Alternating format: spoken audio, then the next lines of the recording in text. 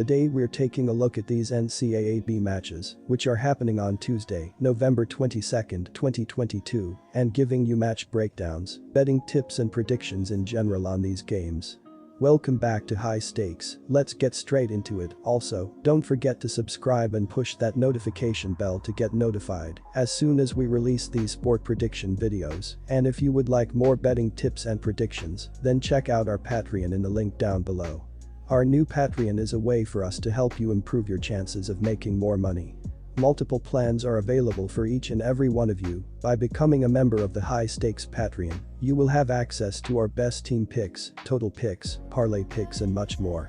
Stop wasting hours of your time searching for bad betting predictions that ends up costing you a lot of time and money. Join the High Stakes Patreon now and get the best betting picks. Going back to our video, we will give you 2 betting picks for each game, a team pick and a total pick based on facts and detailed explanation.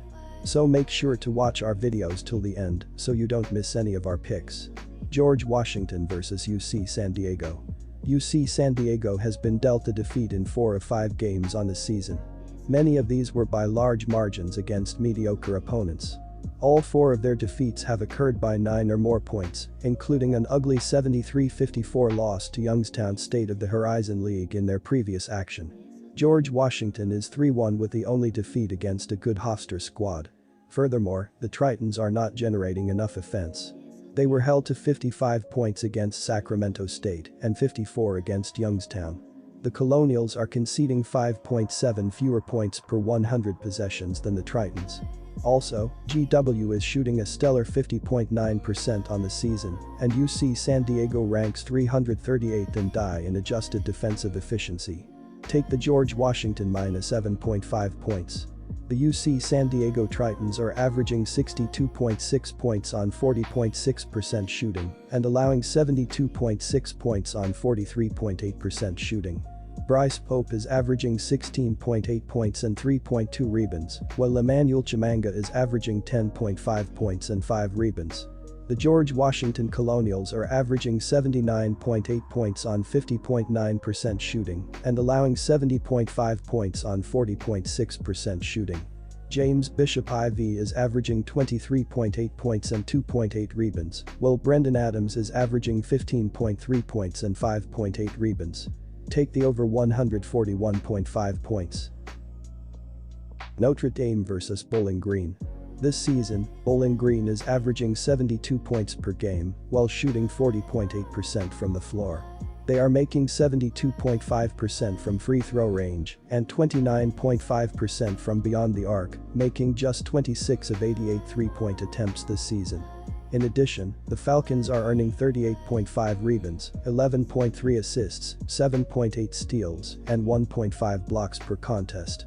Ayers 3 is the scoring leader, making 46.3% of his shots from the floor for an average of 20.5 points per game. He also contributes 6 assists and 1.8 steals per game. Rashon Ag is the rebound leader, averaging 6 boards per game while also earning 9.3 points per game. Curtis is the second best scorer, averaging 13.8 points per game while also leading the Falcons in assists, 4.8, and steals, 1.8. This season Notre Dame is averaging 78.8 points per game while making 50.9% of their shots from the field, 84.9% from free throw range, and 39.8% from deep. They are also adding 30.8 rebounds, 11.3 assists, 3.8 steals, and 2.8 blocks per game. Leading the scoring offense is Lasuski, making 57.5% of his shots from the floor for an average of 19 points per game. He also leads in rebounds and blocks, averaging 10.2 boards and 1.2 blocks per game. Goodwin is the second best scorer, averaging 16.5 points per game while making 57.1% from the field. 5 of the Fighting Irish players are averaging double-digit points, giving the scoring offense an edge on lower-caliber teams.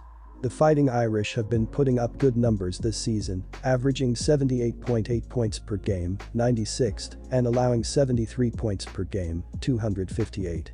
What will put them above the Falcons in this matchup is their ability to score from deep. Notre Dame is shooting nearly 40% from beyond the arc while making 50.9% from the floor. Lasuski is a threat in several areas with his ability to put points on the board and his ability to control the boards. He is averaging 19 points per game and pulling down 10.2 rebounds per game. The Fighting Irish have 5 players who are averaging double-digit scores this season. Take the Fighting Irish winning their 5th consecutive home game. Take Notre Dame minus 14.5 points. The Fighting Irish are lucky considering they have their first 11 games of the season at home. So far, they have won 4 consecutive games at home and will be looking for their 5th straight with a win against the Bowling Green Falcons. In their last outing, they slipped past the Lipscomb Bisons in a 66-65 victory. Against the Bisons, the Fighting Irish made 25 of 56.446 of their shots from the field, 40% from beyond the arc, and 80% from free throw range. Dane Goodwin, 24 PTS, 5 Reb, 69.2% FG, and Nate Lasuski, 16 PTS, 9 Reb, 2 BLK, 45.5% FG, led the Fighting Irish. Notre Dame is averaging 78.8 points per game while having an adjusted offensive efficiency of 112.1, 19th, and an adjusted tempo of 66, 335. The Fighting Irish have a medium-paced tempo when on the court and do a good job of playing in the paint versus shooting from deep. I expect Lasuski and Goodwin to have big games against the Falcons' defense, especially considering their flexibility with range.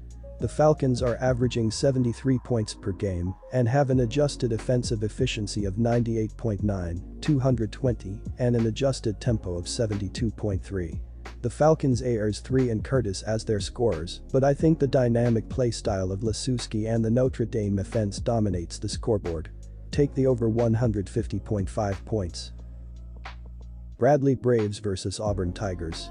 The Braves are an experienced team who would have been capable of pulling off an upset if they were playing at full strength. Without 3 of their top 5 scorers, though, Bradley's depth will be tested. The Braves haven't faced a team of 13th ranked Auburn's caliber either, which has to be concerning head coach Brian Wardle. If Bradley is going to cover the 12-point spread, Wardle will need to coach one of the best games of his career.